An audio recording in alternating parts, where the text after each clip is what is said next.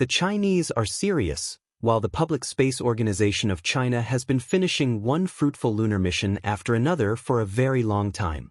It's also observing new achievements as part of the Chinese lunar program.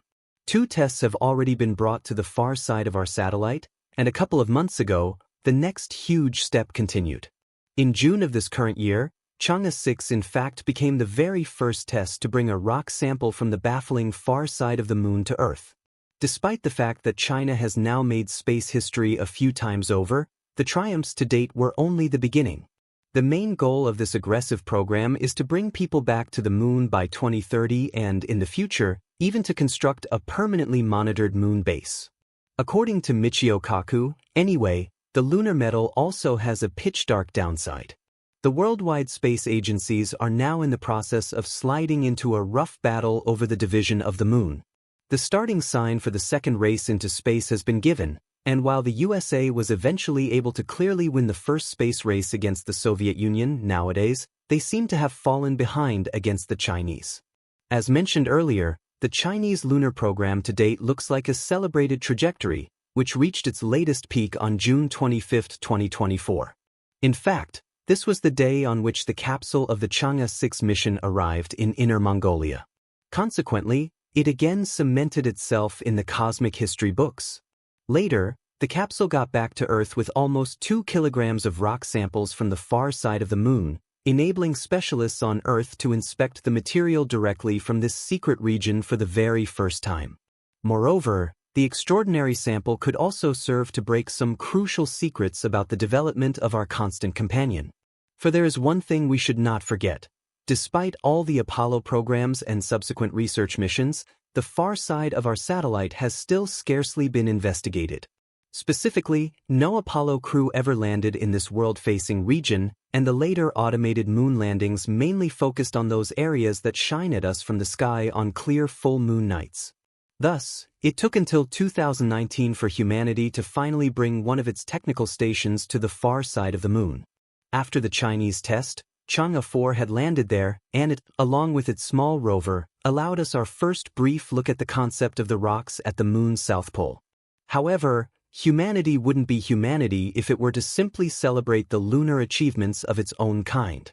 In fact, China's triumphs on the moon are too inseparable from the launch of a new contest between worldwide space organizations. When the question arose concerning whether China's National Space Administration, CNSA, could dominate NASA in the future, a certain Michio Kaku was consulted to give his opinion on the situation.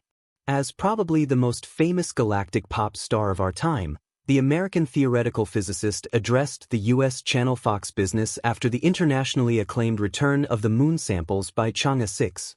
He was quoted as saying, "China has been deliberately duplicating the United States and the Russians for quite a long time, and in a couple of years, they could contend with us to return to the moon." In fact, some people imagine that by 2030, there could be land battles over the different regions of the moon. This is the kind of thing we need to keep an extremely close eye on, the battle for the moon properties. When asked if the general objective was to establish a base at the moon's south pole, Kaku responded as follows: "The Chinese have stated that they will take their astronauts back to the moon by 2030. So by 2030, we should also start to have a permanent presence on the moon. This isn't meant as a conflict, anyway, because a rocket takes around 3 days to reach the moon from Earth. So that is excessively lengthy to wage a space war. In any case, rather, there could be rival land asserts, alleged property wars, when countries begin sharing the moon." In this setting, Kaku also alluded to the 1967 space settlement, because the question of who owns which region on the moon is definitely not a new one. The point of the said arrangement was to prevent the control of heavenly bodies by individual countries. Rather, the use of space was exposed to just peaceful purposes, and civilian space travel and space exploration were expressly allowed to each state. As a result, neither atomic weapons nor army installations might be put in space. However, with regards to the securing of property on the moon, the situation is undeniably more complicated. According to Kaku, this is an open question that isn't clearly directed in the 1967 Space Treaty. No big surprise, after all, during the 1960s, the development of stations on other celestial bodies still appeared to be incredibly cutting-edge. But now that the corresponding future is quickly approaching, we would be well advised to track down an overall solution to this disputed matter. However, aside from these political quarrels, there is also the potential for scientific information. But according to Kaku, it is unlikely that U.S. scientists will get a brief look at the moon samples gathered by China. The justification for this is that the Chinese space organization is closely linked to the military. In this setting, it is incredibly hard for the U.S. to share space mysteries if they are immediately given to the Chinese military. What Chang'e 6 found on the moon, however, and why is the division of the moon so significant? Well, the fact that our satellite has not just come to the attention of exploration groups but also of states and large industries is primarily because it looks like an enormous goldmine of raw materials.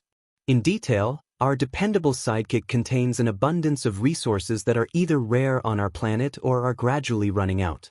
These include elements, for example, neodymium and yttrium, which are essential for the production of cell phones and electric vehicles. However, titanium, aluminum, and silicon also exist in abundance on the moon. The same applies to helium-3, an isotope that is very rare on Earth and might one day play a pivotal role in clean energy creation through nuclear fusion. Although nuclear fusion is still in its early stages, specialists believe that helium-3 can potentially supply the Earth with energy for hundreds of years and is worth an estimated $4 billion per ton. But if we now take our minds off the lunar raw material mining for the future and instead explore the discoveries of the present, we understand that, from a purely scientific point of view, these are no less valuable. After all, the samples collected by Chang'e 6 could also help us break the mystery of the different lunar hemispheres. While the moon generally gives us the same size due to its locked rotation, it also has two faces that couldn't be more divergent with regards to surface thickness, past volcanic activity, and composition. The Chang'e 6 samples could, therefore, hold the solution to the question of which land processes are truly responsible for the striking contrasts between the two parts of the moon. The side facing Earth is not just characterized by a thin outer layer, with several maria, large basins covered by set magma, but also by the fact that its rock contains an incredibly high proportion of rare Earth elements, potassium, phosphorus, and radioactive thorium. How this supposed killjoy landscape was formed and what triggered the volcanism on the near side of the moon is still debated. While some analysts point to the tidal forces of the Earth, others consider it more likely that it was the result of a violent impact that also created the large South Pole Aitken Basin. Besides the hemispheric conundrum, the sample studies could also help the development of lunar stations, as these would have to be constructed mostly from the material available on the moon.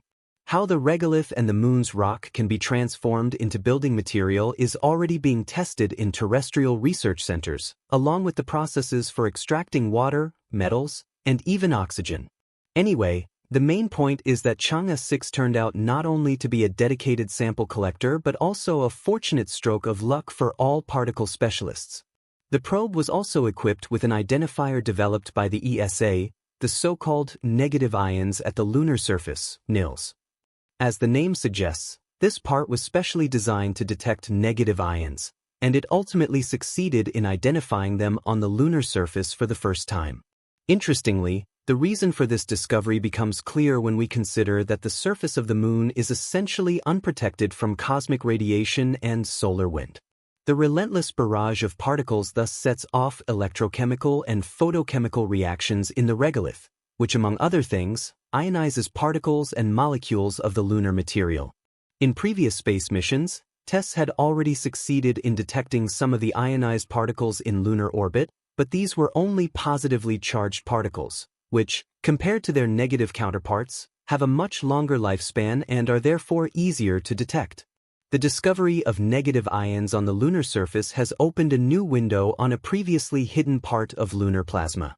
Most authorities on the matter would agree that the corresponding observations can also help us draw significant conclusions about other celestial bodies without atmospheres. And if our channel has not yet been added to your subscription circle, you're welcome to change that now. Just click approval and subscribe to never miss another video from us again. We'll see you soon.